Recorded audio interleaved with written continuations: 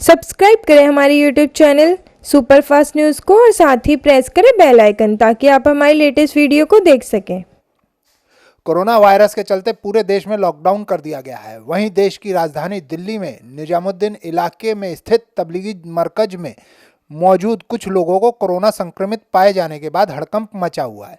बताया जा रहा है कोरोना वायरस के प्रकोप के बीच इस धार्मिक समारोह में सैकड़ों लोग उपस्थित थे, जिसमें लगभग 1500 लोग अपने घर विभिन्न राज्यों में पहुंच गए हैं। अब यहां केवल 1000 के करीब ही लोग रह गए हैं। अब बचे सभी लोगों को दिल्ली के अलग अलग अस्पतालों में ले जाकर भर्ती कराया जा रहा है। बताया जा रहा है कि तबलीगी जमात की ओर से यह आयोजन किया गया था।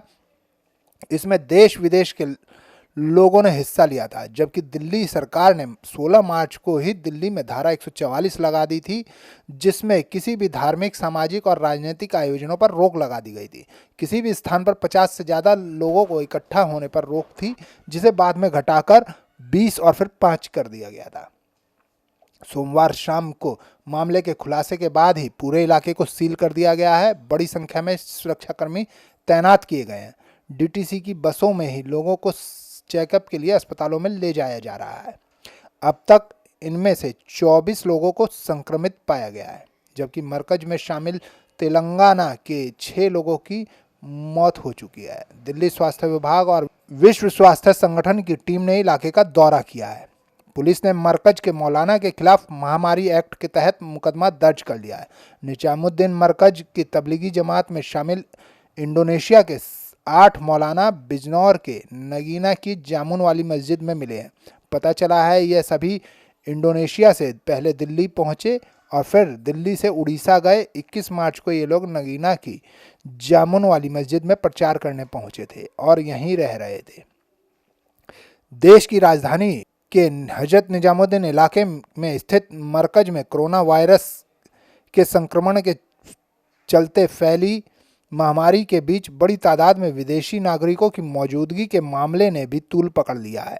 इस बीच एक चौंकाने वाली खबर आई है कि इनमें से मरकज के 1 या 2 नहीं बल्कि 16 देशों के नागरिक मौजूद थे। बता दें, मेडिकल जांच में इनमें कई लोगों में कोविड-19 की पुष्टि की गई है।